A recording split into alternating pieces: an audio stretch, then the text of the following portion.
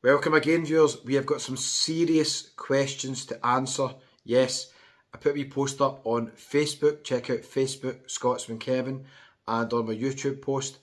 And I says if you have any questions about any destinations I've been to, or possibly even about YouTube in general, then leave a wee comment. So we're going to go through some of them just now.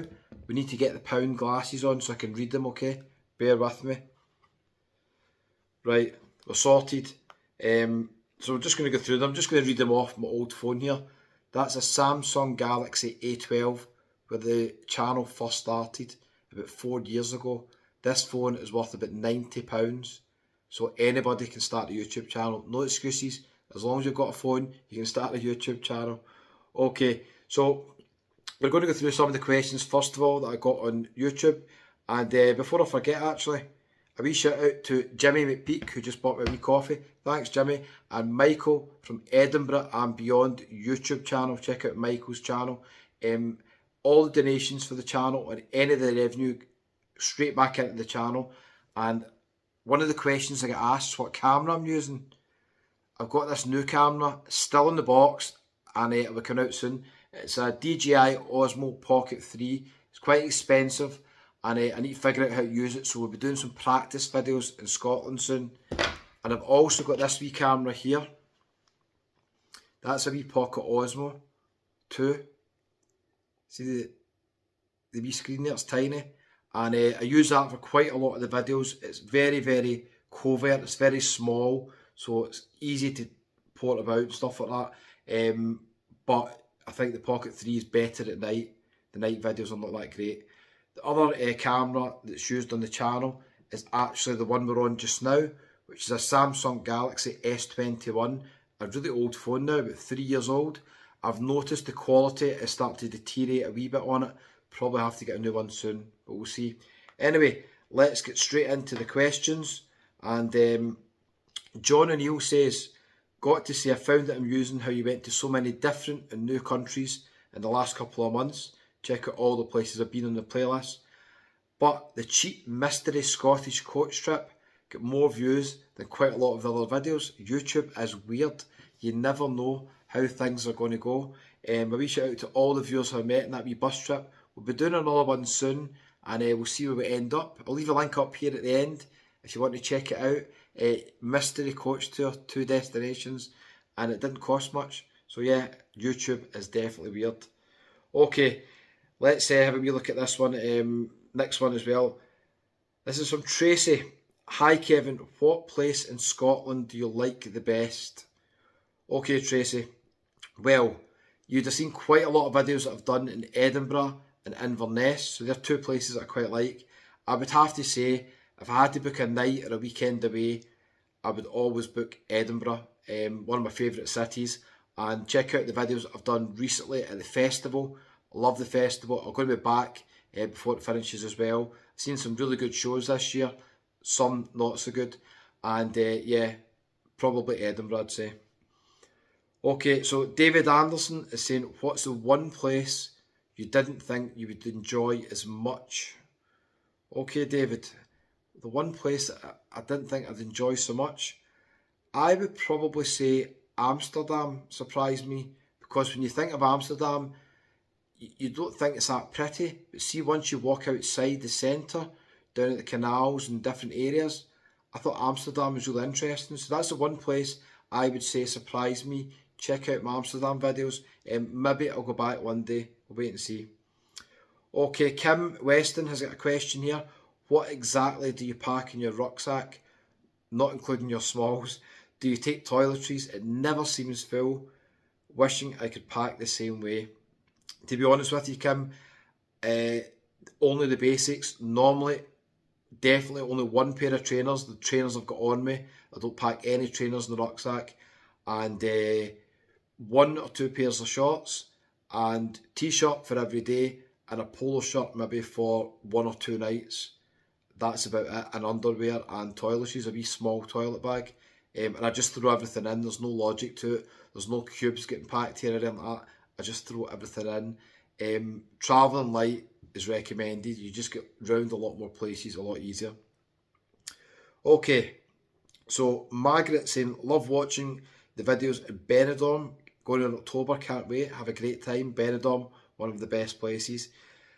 She's saying, I think it'd be good to do a mystery voucher £99 holiday and see where you end up. I do agree, Margaret. The issue I've got with the voucher holidays is they're based on 2 people all the time. So if I'm just travelling on my own and doing the videos, I'll have to pay £198 for the same trip. And knowing my luck, I'll probably get Belfast or Dublin. Check out my recent videos in Belfast and Dublin. Again, great to meet so many viewers over there as well. Yeah, we'll see. One time I might do it, Margaret. One time I might do it. Okay, so we've got another question. Kevin, do you have an EU passport or a visa? How do you stick to the 90-day rule and every 180 days limit? Because it just doesn't seem like it. I understand that. That's the magic of YouTube. I get asked this all the time. I'm only ever doing short trips. So I'll give you an example. I was in Spain, the Costa del Sol, just for one day, and I'd done 19 videos. So it looks as if I was there for a week. It just depends where I am. If I know a place and I'm very familiar with it, I can get lots and lots of videos done in 1 or 2 days. If I don't know a place like Berlin, then it takes me a lot longer to do the videos if I've not done any research. So I hope that answers the question anyway. Okay, we've got Hugo is asking, would you ever go to Seville and Mahon? Definitely. Menorca is actually on my list. I did have cheap flights to Menorca last month, but the accommodation prices are crazy in Mahon. I couldn't believe how expensive hotels were. So hopefully we'll get there. We'll get there. I've done the other Balearics, Ibiza and Mallorca. I don't really count other ones, Formentera and that, because there's not much to film there. So yeah, we'll see. And Seville is too hot in the summer to go. I did look at that a couple of weeks ago and it was 38 degrees. Too hot for the camera, too hot for a wee Scotsman as well. So Seville, when it's a bit cooler. Deborah McGregor, you're asking, what's the best hotel you've ever stayed in? Well, on the channel, you'll see a variety of hotels. You've seen the last one I done in Edinburgh, hostel, 1 star. And probably the best hotel that I've stayed in, just because it was a 5-star, would be the Grand Hotel in Costa Adeje, Tenerife, which is getting refurbished at the moment.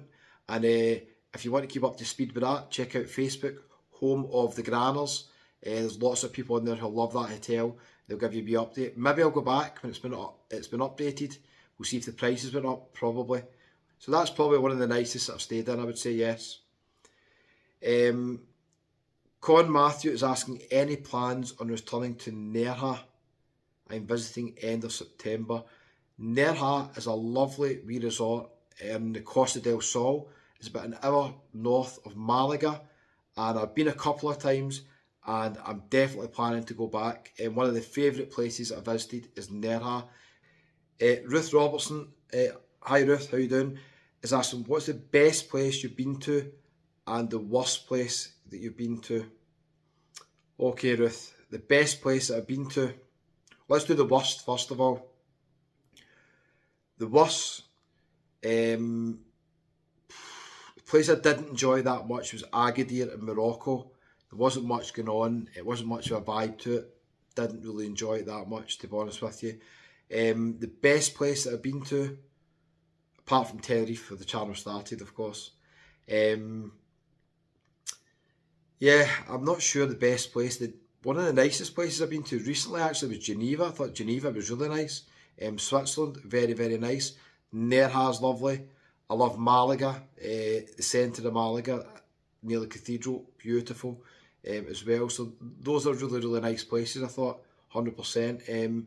Madeira was quite nice in parts as well. So yeah, quite a lot of nice places. Check out the city breaks. Bratislava Old Town was really nice, I thought, as well. Slovakia. And Vienna was really nice as well. There's so many to choose from, isn't there? I tend to find the city breaks are nicer than the beach resorts. Maybe I'm just getting used to city breaks, I don't know, but thanks for your question, Ruth. Okay, Hannah and Martin on the Globe, check out their YouTube channel. Hey Kevin, what tips would you have to get your videos out to a larger audience when you're just starting out? That's a good question. To a larger audience, basically, when you're first starting out, get as many videos up as you possibly can, and then the audience will let you know what ones they're enjoying and do more of those types of ones. You'll notice if I do videos in city breaks or even in the UK, they don't tend to get as many views as when I'm abroad in a beach resort, because the YouTube algorithm is pretty clever. It works out what people are interested in. So yeah, it just depends. But yeah, I would say, Hannah, just basically get as many videos out as possible, test thumbnails, test titles, and then you'll start to find out what works. But yeah, most channels, YouTube is a numbers game. You have to do a lot of videos. I'm taking a wee break this month from flying so much. I'm not doing as many videos. And as a result, this month, the views and the revenue, I think, is going to go plummet. It's going to go down because I just have to take a wee break. So it is a numbers game for most people. But yeah, thanks for the question. Okay, let's go on to Facebook, I think. Okay, so I've got some questions on Facebook. And the first one, I think, is from Kathy. If you are new to the channel, do me a wee favour. Hit the wee subscribe button there. It's absolutely free. Doesn't cost anything. So Kathy McGee is asking, how many countries or places have you actually been to? Kathy, I was roughly working out in my head, including the islands, which is cheating a wee bit because they're part of the same country. All the Canaries, 4 islands, part of Spain. The Balearics, part of Spain. I've definitely been to over 20 places and probably quite close to 20 countries. But I'll do a wee updated video, maybe summarising some of the places I've been. So that's a good idea, Kathy, thanks. Okay, Shona Dunlop, Scottish solo traveller looking for different places to visit. Been to Fingarola, Tenerife and Lanzarote. Any suggestions? Okay, Shona, it depends how lively you want your holiday. One of the best places for solo travelling is maybe staying in Benidorm, Old Town. There's so much entertainment. There's a lot of solo travellers in Benidorm. So I'd recommend that. You'd also mentioned you've been to Tenerife and Lanzarote, so I'm assuming you like the Canary Islands. Corrie-Echo and Forteventura have actually got a wee Facebook group for solo travellers. Corrie-Echo Solo Travellers, check it out. There's lots of solo travellers at Corrie-Echo. And Porto del Carmen and Lanzarote is really nice as well. For solo travellers, because it's just got one big promenade. You can walk up and down all day long. Another place you might want to consider is the Costa del Sol, because you could stay in Nerja, then you could get the bus down to Malaga or stay in Malaga, and they've got direct trains to Benalmádena, Torremolinos, Fingarola. You could even get the bus down to Gibraltar, so you could do a wee bit of exploring. Because the rail network's very good, the metro is very good in the Costa del Sol. I would maybe recommend that as well, okay? Craig Welsh, recommendations for best place you've been for a couple's holiday, both a short break and a 2-weeker. Okay, Craig, so in the winter, a short break or for 2 weeks, it's got to be any of the Canaries. Tenerife is number one, of course. Lanzarote, I like all the Canary Islands. I'm not that keen in Gran Canaria, but all the other ones I quite like, so you can't go wrong there.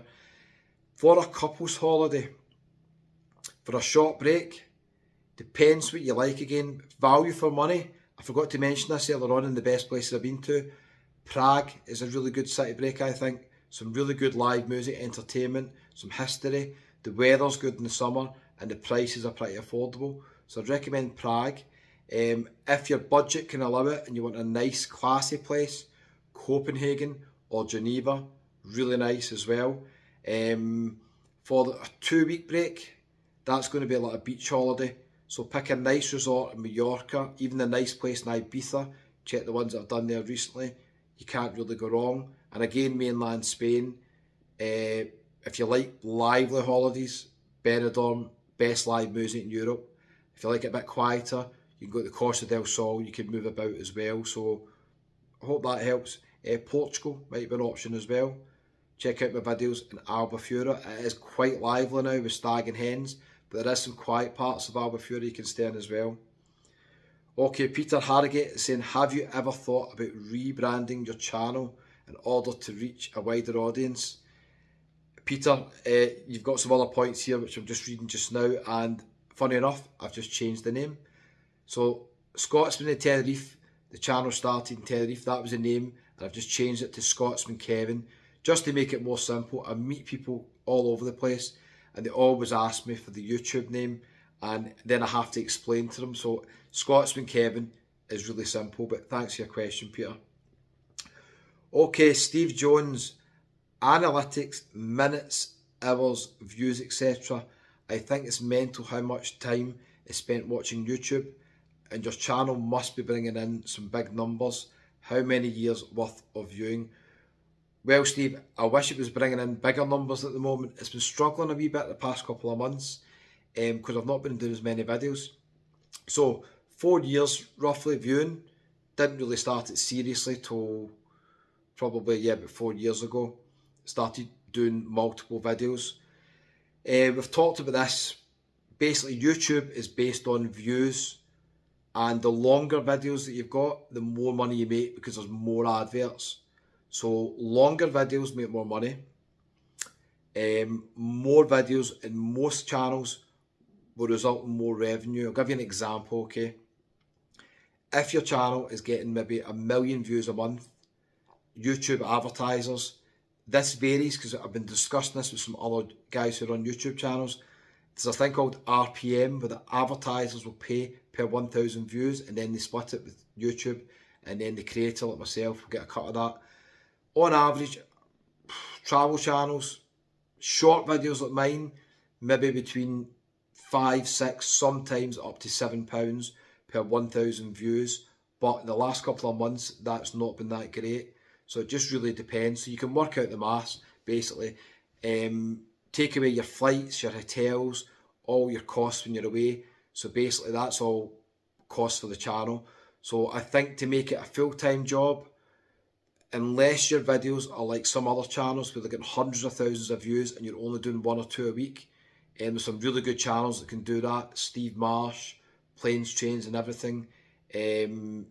James at By the Curb as well, his channel is kind of going in that direction as well because he's doing a lot of really interesting train and challenge videos as well. So they're really, really good channels. What We Meet Him, another one where basically they don't do as many videos as me, but the ones they bring out get hundreds of thousands of views sometimes.